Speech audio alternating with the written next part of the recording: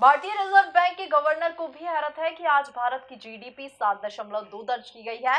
आने वाले वक्त में भारत की अर्थव्यवस्था अमेरिका और चाइना को पछाड़ने के लिए तैयार है। ये दावा किया है अर्थव्यवस्था विशेषज्ञ और समाजसेवी अशोक गोयल ने। इसके साथ ही उनका दावा है कि ये सभी प्रधानमंत्री नरेंद्र मोदी की नीति का नतीजा है। इन्हीं सब बातों के बीच समाजसेवी अशोक गोयल से एक खास चर्चा की हमारे संवाददाता संदीप नागर ने। जहां एक और आज पूरे विश्व में मंदी का माहौल है। कोरोना के बाद से ही लगातार पूरे विश्व में मंदी छाई हुई है। ऐसे में आज भारत लगातार अर्थव्यवस्था और जीडीपी में ग्रोथ करता जा रहा है। ऐसे में आज हमारे साथ अशोक गोयल जी मौजूद हैं, जिन्होंने करीबन 7 महीने पहले ही ये घोषणा कर दी थी कि भारत में अर्थव्यवस्था के मामले में मंदी नहीं आएगी। ऐसे में आज उन्हीं से हम जान लेते हैं कि कैसे भारत ने ग्रोथ की है और आगे भी यह लगातार ग्रोथ करता रहेगा। सर, सबसे पहले तो आज विश्व पटल पर भारत ने एक अपनी अटूट छाप छोड़ने के साथ ही जीडीपी ग्रोथ में नंबर 1 आज भारत बन गया है। किस तरह से आप इसको देखते हैं? भारत की जो जीडीपी ग्रोथ है वो आज की तारीख में 7.2 है। विश्व भी आश्चर्य कर रहा है कि भारत की जीडीपी ग्रोथ इतनी कैसे हो गई। हमारे भारत के रिजर्व बैंक के गवर्नर को भी आश्चर्य हो रहा है कि आश्चर्यजनक रूप से हमारी जीडीपी 7.2% बढ़ी है।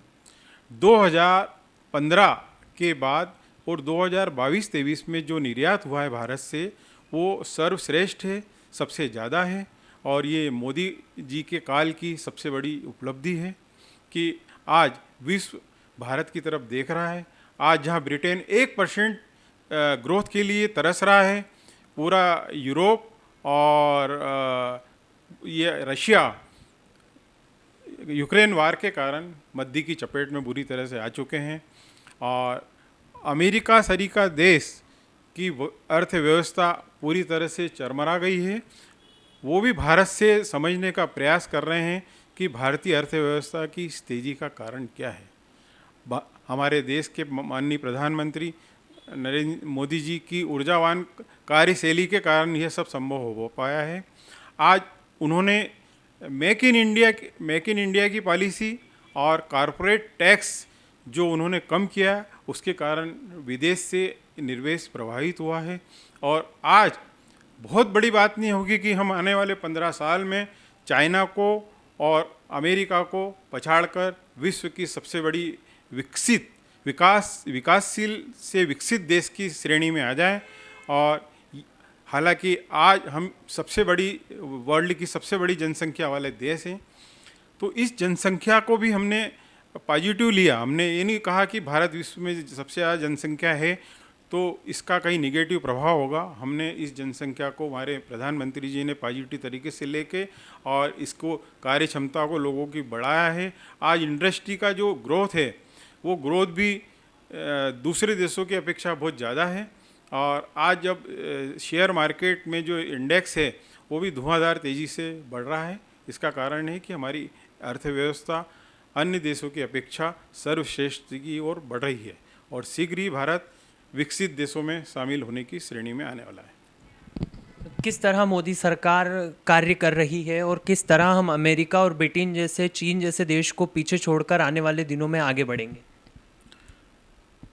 हमारे ऊर्जावान प्रधानमंत्री जी अर्थव्यवस्था के मामले में निरंतर जो व्यक्ति से सलाह चाहिए वो सलाह भी लेते हैं और खुद भी निरंतर प्रयास करते हैं कि हमारी जीडीपी कैसे बढ़ना चाहिए। इसके लिए जो इन्वेस्टर मीट है और दूसरे देशों पर जाकर भारत की कार्यशैली को जो प्रभाव उन्होंने छोड़ा है, उसके कारण पूरा विदेश भारत में इन्वेस्टमेंट करने के लिए तैयार है। आज चाहे जापान हो, चाहे अन्य कंट्री हो, रशिया भारत को ऐसी स्थिति में भारत को ऑयल दे रहा है जबकि और इंडियन करेंसी में रशिया अपने से पैसे ले रहा है। ये बहुत बड़ी भारत के लिए उपलब्धि है कि भारत शीघ्र ही विश्व गुरु बनने के लिए अग्रसर होता जा रहा है। ये सिर्फ हमारे मोदी कार्यकाल में ही संभव हो पाया है। मोदी काल में ही संभव हो पाया है। अब देखने वाली बात यह होगी कि भारत कब विश्व पटल पर अपनी एक और अनूठी और अनूप छाप छोड़कर पूरे विश्व में हम सबके सामने आता है। ऐसी ही ताज़ा तरीन खबरें मिलाता रहूँगा। आप देखते रहिए MP न्यूज़।